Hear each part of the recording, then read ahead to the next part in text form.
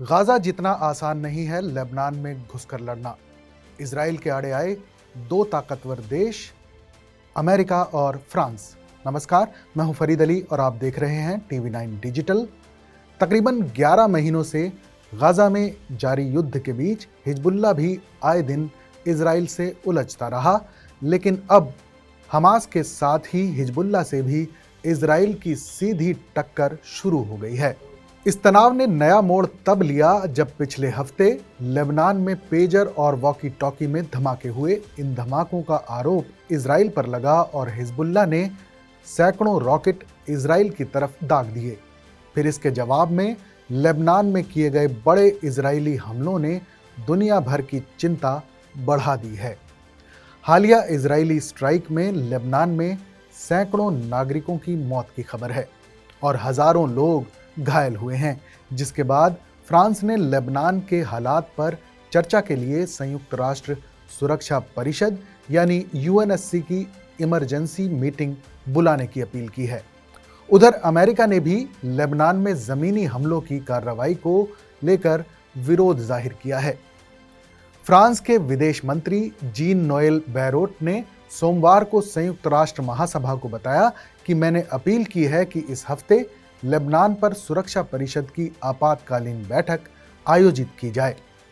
साथ ही उन्होंने सभी पक्षों से आपसी संघर्ष से बचने का आह्वान किया है। बैरोट ने कहा कि जंग सभी के लिए विनाशकारी होगी, खासकर लेबनानी नागरिकों के लिए। इसके अलावा अमेरिका ने भी लेबनान पर इजरायली हमले की मुखालिफत की है।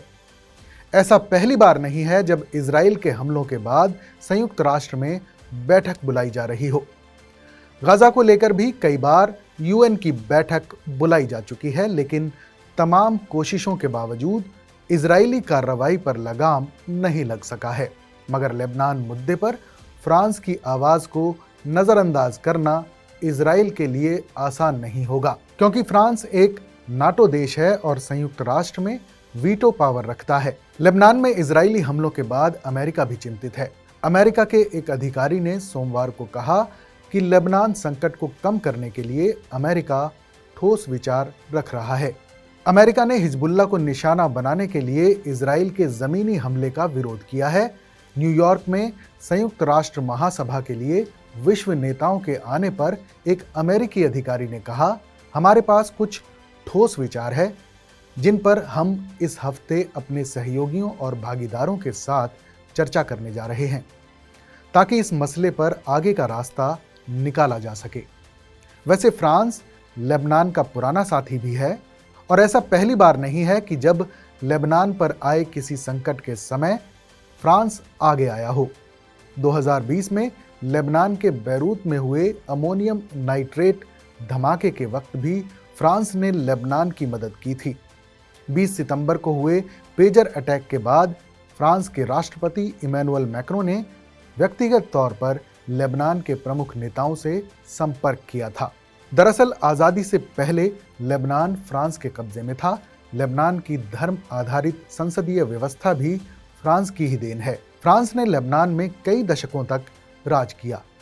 इसी वजह से वो इसके प्रति अपनी एक जिम्मेदारी समझता है। दोनों देशों के बीच गहरे सांस्कृतिक, राजनीतिक और आर्थिक रिश्ते भी हैं।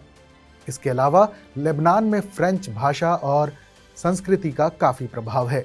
लेबनान के लोग न सिर्फ फ्रेंच बोलते हैं बल्कि फ्रांसीसी शिक्षा संस्थानों में पढ़ाई भी करते हैं। ऐसे में लेबनान में शांति और स्थिरता फ्रांस के लिए बेहद अहम मानी जाती है। यही वजह है कि जब भी लेबनान पर कोई मुसीबत आती है तो फ्रांस एक्टिव हो जाता है।